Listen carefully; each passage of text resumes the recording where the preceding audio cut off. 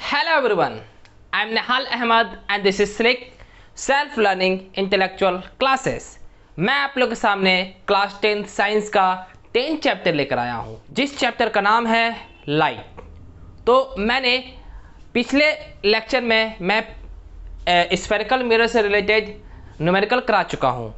तो आज मैं पढ़ाने वाला हूँ रिफ्रैक्शन ऑफ लाइट। जैसा कि आप जानते हैं कि क्लास 11th फिजिक्स का फर्स्ट चैप्टर फिजिकल वर्ल्ड और यूनिट एंड मेजरमेंट का कुछ पोर्शन मैं पढ़ा चुका हूँ।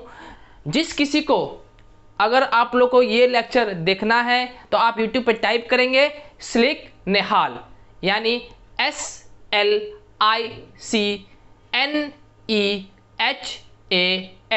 स्लिक निहाल।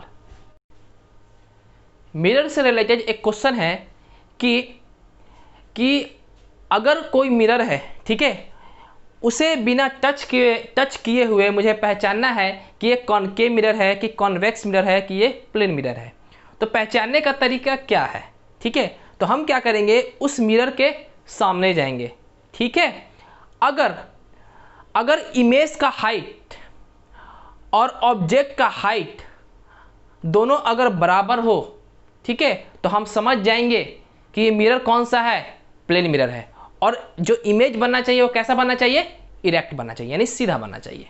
ठीक है, दूसरा, अगर इमेज का हाइट, ठीक है, ऑब्जेक्ट के हाइट से कम हो, ठीक है, और इरेक्ट हो, तो हम समझ जाएंगे कि ये कौन सा मिरर है, कॉन्वेक्स मिरर है। ठीक है, अगर इमेज का हाइट ऑब्जेक्ट के हाइट से ज़्यादा हो तो हम समझ जाएंगे कि ये कौन सा मिरर है, कॉनकेव मिरर है। ठीक है, तो आइए हम लोग पढ़ते हैं रिफ्रैक्शन ऑफ लाइट। ठीक है, medium, substance through which light propagates is called medium. Example glass, air, water, oil etcetera. यानी कहने का मतलब ये है कि जिस सबस्टेंस में लाइट प्रोपोगेट होती हो, लाइट का फैलाव होता हो, लाइट चलती हो, ऐसे सबस्टेंस को मीडियम बोलते हैं। जैसे ग्लास है, वाटर है, एयर है, इसमें क्या होता है, हमारा लाइट प्रोपोगेट करती है, लाइट चलती है। ठीक है, तो ये सब सारी चीजें क्या है, ये मीडियम है। ठीक है, दूसरा है refraction of light. When the ray of light passes from one transparent medium to another, the direction of path changes at the interface of the two media is called refraction of light। ठीक है, transparent medium किसको बोलते हैं, पहले ये समझिए। Transparent medium उसको बोलते हैं जिसमें लाइट क्या होती हो, आर पार हो जाती हो, यानी पास हो जाती हो। ठीक है, जैसे एयर में क्या होता है, एयर है, लाइट क्या हो जाती है, आर पार हो जाती है। जैसे ग्लास हुआ, ग्लास में क्या होती है, लाइट आर पार हो जाती है। ठीक है, ऐसे मीडियम क्या बोलते हैं, ट्रांसपेरेंट मीडियम बोलते हैं। ठीक है, अब एक आया इंटरफेस। इंटरफेस किसको बोलते हैं, जैसे देखिए ये एयर एक अलग मीडियम है और ग्लास एक अलग मीडियम है, तो उसके बीच में जहां पे दो मीडियम का चेंजिंग होता हो, यानी बाउंड्री, उस बाउंड्री को क्या बोलते हैं, इंटरफेस। ठीक है, तो इसमें यह कहना चाह रहा है कि जैसे देखिए कि जो रे ऑफ लाइट है एक मीडियम में हमेशा स्ट्रेट चलती है, यानी वो कहीं मुड़ती नहीं है। ठीक है, बेंड नहीं होती है। ठीक है, लेकिन होता क्या है कि अगर ये दूसरी मीडियम में जाती है तो रे ऑफ लाइट क्या होती है, वो बेंड कर जाती है, यानी मुड़ जाती है। ठीक है, जैसे देखिए ग्लास है, जैसे आप यहाँ एग्जाम्पल देख सकते हैं कि देखिए हमारा जो रे ऑफ लाइट है वो एयर से ग्लास में जा रही है। तो जब एयर में जब रे ऑफ लाइट चल रही है तो देखिए रे ऑफ लाइट क्या हो रही है, ये स्ट्रेट चल रही है, ये कहीं मुड़ नहीं रही है। ठीक है, लेकिन जैसे ये ग्लास में आती है ये रे ऑफ लाइट क्या हो जाती है, मुड़ जाती है, यानी इसको आना था इधर लेकिन मुड़ गई इधर। ठीक है, इसी फेनोमेना को बोलते हैं रिफ्रैक्शन ऑफ लाइट। ठीक है ना।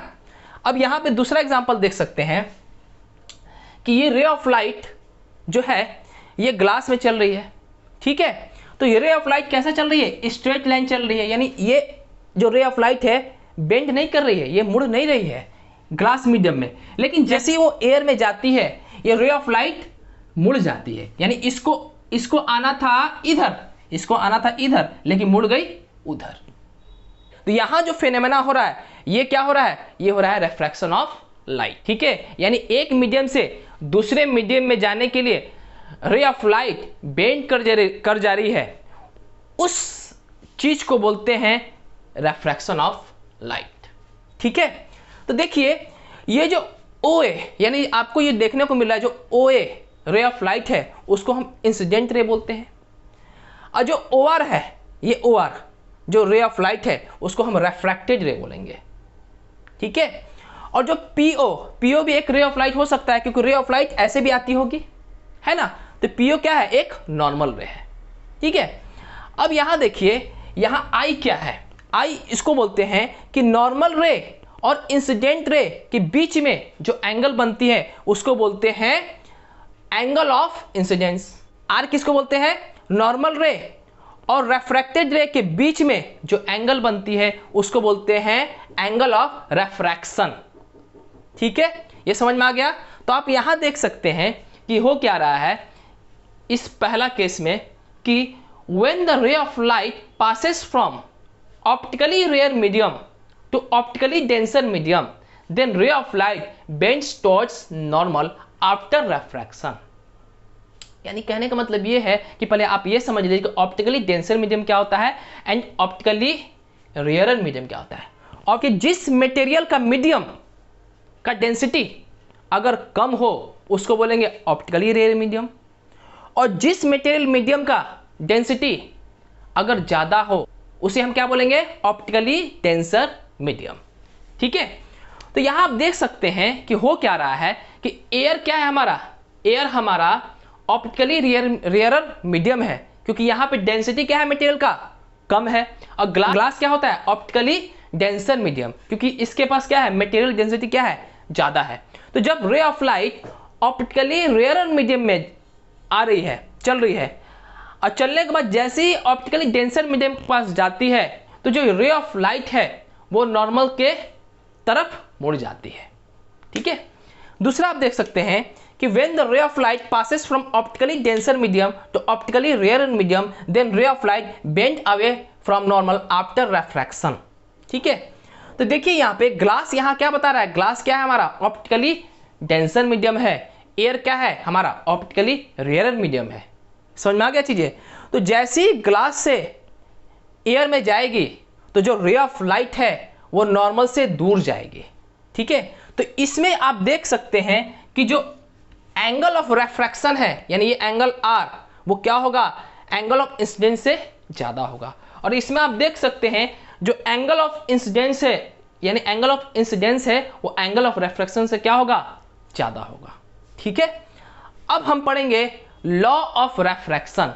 तो पहला है the incident ray, refracted ray and the normal at the point of incident lie on the same plane. Point of incidence क्या है, ये O जो है ये क्या है हमारा, पॉइंट ऑफ इंसिडेंस है, क्योंकि यहां पे आप देख सकते हैं कि इंसिडेंट रे, नॉर्मल रे और रेफ्रैक्टेड रे ये एक ही पॉइंट पे मिल रहे हैं, एक ही पॉइंट पे, ठीक है, मिल रहे हैं। ठीक है, तो क्या हो रहा है कि जो इसमें ये बताना चाह रहा है कि इंसिडेंट रे, रेफ्रैक्टेड रे और नॉर्मल रे क्या है, एक प्लेन पे लाई कर रहे हैं। जैसे ये हमारा क्या है, इंसिडेंट रे हुआ, ऐसे स्ट्राइक की और क्या हुआ, रेफ्रैक्टेड रे यहाँ से पास हो गई, और फिर हमारा क्या है, नॉर्मल रे हुआ।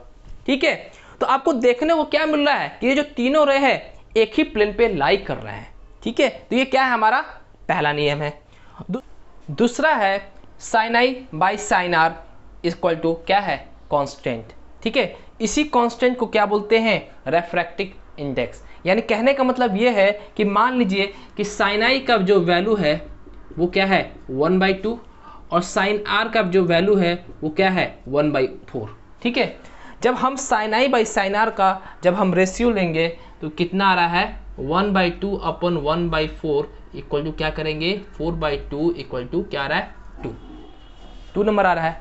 अगर मान लीजिए साइन आई इसका जो क्या है 1/4 और साइन आर का वैल्यू क्या है 1/8, जब ये दोनों का रेशियो लेंगे तो क्या होगा, हो जाएगा 1/4/1/8 इक्वल टू क्या हो जाएगा 8/4 इक्वल टू 2।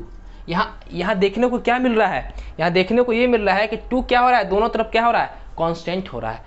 भले ही साइन आई का वैल्यू क्या हो रहा है 1/2 यहाँ पे है, यहाँ साइन आई का वैल्यू क्या है 1/4 है, यहाँ पे साइन आर का वैल्यू 1/4 है, यहाँ साइन आर का वैल्यू क्या है 1/8 है। ये वैल्यू डिफरेंट हो सकता है, लेकिन sine i by sine r जब दोनों का रेशियो लेंगे तो उसका जो वैल्यू आएगा वो क्या आएगा, कांस्टेंट आएगा।